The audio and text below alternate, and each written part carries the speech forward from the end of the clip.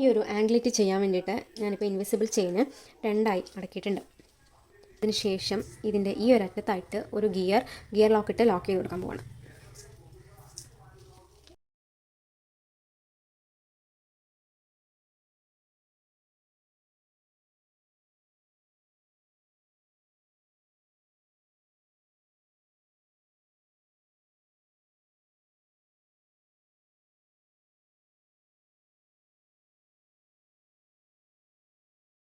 ഈ ഒരു gear lock ഇവിടെ സെക്യൂർ ചെയ്തിരിക്കുന്നത് നമ്മുടെ ഈ ലോക്ക് വെച്ചിട്ട് നമുക്ക് ആംഗ്ലെറ്റ് വെയർ ചെയ്യാൻ വേണ്ടിയിട്ടാണ്, ഇങ്ങനെ ചെയ്യാൻ വേണ്ടിയിട്ടാണ്.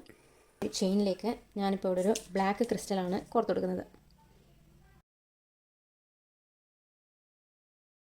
ബ്ലാക്ക് ക്രിസ്റ്റൽ കോർത്തെടുത്ത ശേഷം വീണ്ടും നമ്മൾ ഇത് രണ്ടും ഈ ഒരു സ്ട്രാൻഡ് രണ്ടും ഒരുമിച്ച് ഒരു ഗിയർ ലോക്കിലേക്ക് ഇട്ട് കൊടുക്കണം.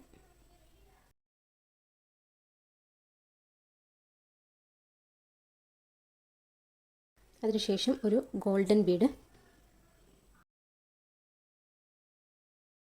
അതിനുശേഷം ഒരു വൈറ്റ് പേൾ,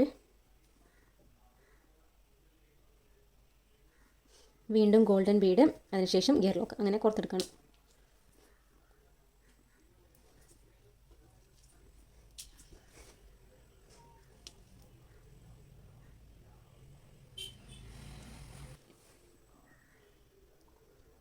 അങ്ങനെ കോർത്തെടുത്ത ശേഷം നമ്മൾ ചെറിയൊരു ഗ്യാപ്പ് വിട്ടിട്ട് ഈ ഗിയർ ലോക്ക് പ്രസ് ചെയ്ത് കൊടുക്കുക.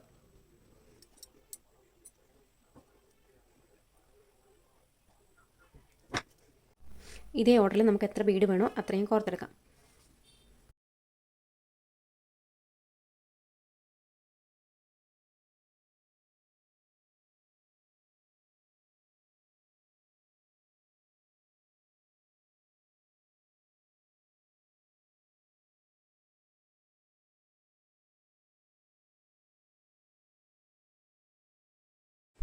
നമുക്ക് വേണ്ട ബീഡ്സ് മൊത്തം കോർത്തെടുത്തതിന് ശേഷം അതിൻ്റെ അടുത്ത അറ്റത്തായിട്ട് ഫിഷ് ഹുക്ക് വെച്ചിട്ട് ലോക്ക് ചെയ്തിട്ടുണ്ട്.